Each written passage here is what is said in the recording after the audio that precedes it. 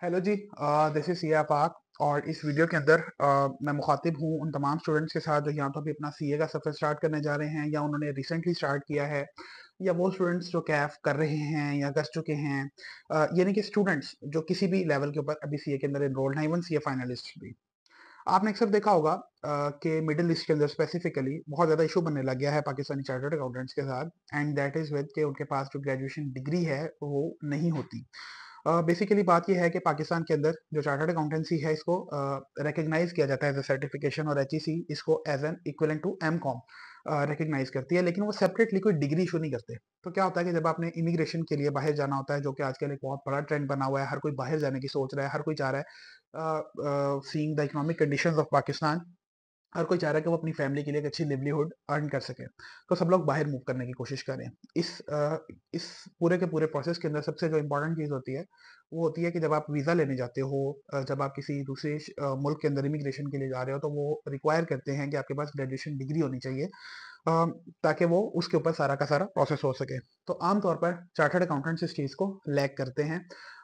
तो आपके लिए बेहतर ये है कि आप इनरोल कर लें बीकॉम के अंदर। बीकॉम बेसिकली दो तरह के प्रोग्राम्स है। एक बीकॉम है जो 14 ईयर डिग्री है, जिसको एसोसिएट डिग्री अब कहा जाता है, और एक 16 ईयर प्रोग्राम है, जिसको बेसिकली बीकॉम ऑनर्स अब कहा जाता है।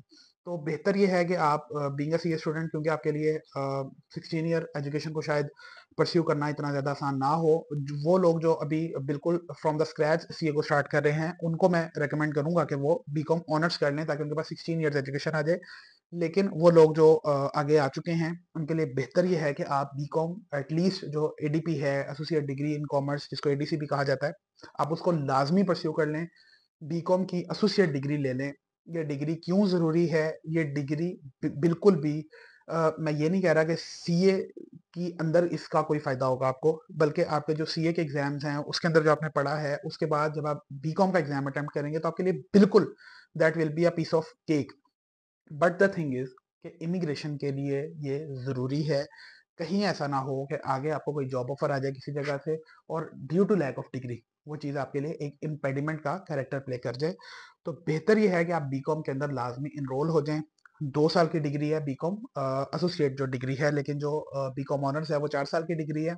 और उसके जो एग्जाम्स हैं फॉर अ सीए स्टूडेंट, जिसकी बहुत स्ट्रॉन्ग ग्रिप है हर चीज़ के लिए, हर चीज़ के ऊपर related to accounting, finance, taxation, उसके लिए एक ऐसे स्टूडेंट के लिए that will be a piece of cake. But it is essential. तो अपने साथ ये देखिए लाजमी करें, बीकॉम या कोई भी ग्रेजुएशन की डिग्री लाजमी परस्यू कर लें।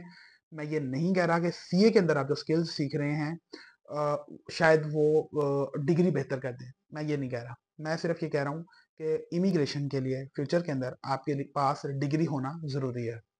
अगर इसके बारे में आपकी कोई भी क्वेरीज हैं, या फिर आपकी कोई राय है, तो कमेंट सेक्शन के अंदर मुझे लाजमी बताएं।